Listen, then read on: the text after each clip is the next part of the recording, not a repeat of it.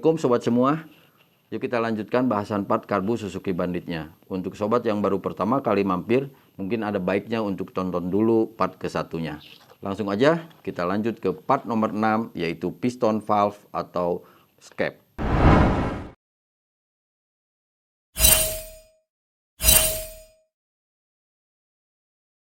Fungsi skep ini selain mengubah-ubah besarnya lubang venturi, juga sekaligus mengangkat jarum skep supaya bensin yang berada di bak penampungan bisa tertarik melalui main jet dan needle jet dengan volume sesuai yang dibutuhkan mesin. Di bagian atas skep ini terpasang karet vakum dan di bawahnya ada 3 lubang.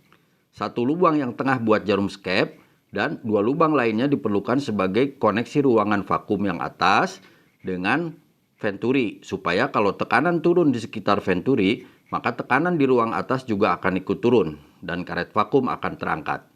Biasanya kerusakan skep ini terjadi di lubang jarum skep yang sudah longgar. Dan ini bisa membuat motor jadi berbet di RPM tengah dan tinggi. Hal ini karena jarum skep ini tidak lurus dan goyang saat keluar masuk lubang nozzle atau needle jet. Dan membuat suplai bensin ke venturi tidak normal. Permukaan sini juga tidak boleh cacat berlebih yang akan mengganggu turun naiknya skep. Bentuk yang sudah terakit akan seperti ini sob.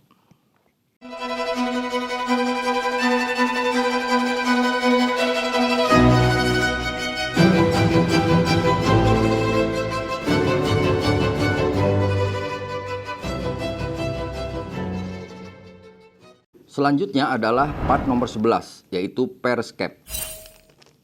Per ini bekerja sama dengan karet vakum, menaikkan dan menurunkan skep, yang berarti sama dengan menaikkan dan menurunkan jarum skep. Bisa sobat bayangkan, kalau per ini daya pegasnya sudah tidak sesuai standar, maka turun naiknya skep akan error. Misal seharusnya pada tingkat kevakuman tertentu, skep ini belum boleh terangkat, atau terangkat hanya sedikit saja. Akan tetapi karena daya pegas pernya sudah lemah, maka skepnya akan terangkat lebih dari yang diperlukan, menyebabkan bensin boros atau masalah lainnya.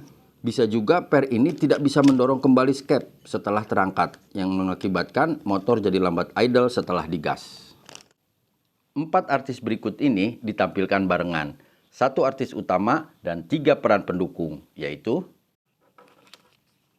jet needle atau jarum skep, part nomor 12, dan 3 pendukungnya, yaitu klip, part nomor 7, ring part nomor 9 dan ring part nomor 10. Pemasangan klip dan 2 ring ini di jarum skep dapat dilihat di video berikut. Posisinya dari bawah ke atas adalah ring part nomor 10, kemudian klip, dan yang paling atas terpasang ring part nomor 9 yang berfungsi sebagai penahan per vakum. Jarum skep berperanan penting dalam mengatur volume bensin yang masuk ke venturi. Daerah kerjanya di sekitaran 2700 rpm sampai dengan 10.800 rpm. Atau dengan kata lain, di bukaan gas 20% sampai dengan 80%. Di bawah rentang rpm ini, pilot jet yang punya peranan. Akan kita bahas nanti, dan di atas rentang ini, main jet lah yang punya peranan.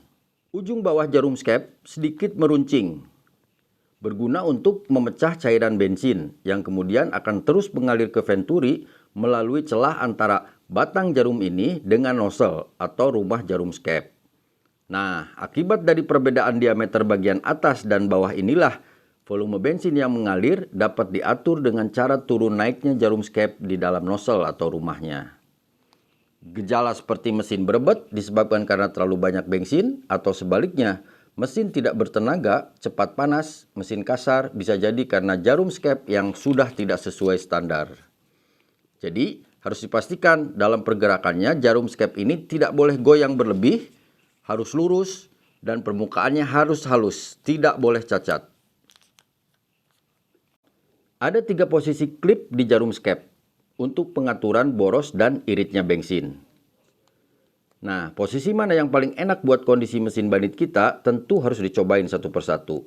Posisi yang paling atas akan memperirit bensin atau lebih dikenal dengan istilah setelan kering. Dan posisi yang paling bawah akan memperboros bensin, dikenal dengan istilah setelan basah. Part berikutnya adalah part nomor 41, yaitu diaphragm cover. Tutup karet vakum ini tidak boleh ada retak, baik di atas sini atau di bagian bawah sini yang nempel ke bodi karburator. Sehingga ruangan yang ada di bawah tutup ini terjaga kevakumannya atau terjaga dari tekanan udara luar. Tekanan yang ada di bawah tutup ini harus sama hanya dengan tekanan yang terjadi di venturi, supaya karet vakum bisa menaikkan dan menurunkan skep dengan normal. Cover ini juga menjadi tempat terkuncinya per vakum. Masih di bagian atas karbu, part berikutnya adalah cap, yaitu penutup hose atau lubang tempat balancer karbu disambungkan. Part nomor 37. Dan klip pengkuncinya, part nomor 38. Seperti yang sudah disebutkan bahwa ruang di bawah cover diaphragm harus terjaga kevakumannya. Padahal di sini juga ada lubang untuk koneksi ke balancer karbu yang rentan terhadap kebocoran. Oleh karena itu harus terpasang part nomor 29, yaitu O-ring.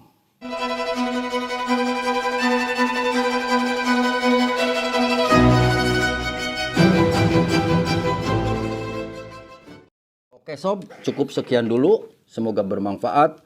Insya Allah ketemu lagi untuk bahas part ketiganya. Yuk, Assalamualaikum.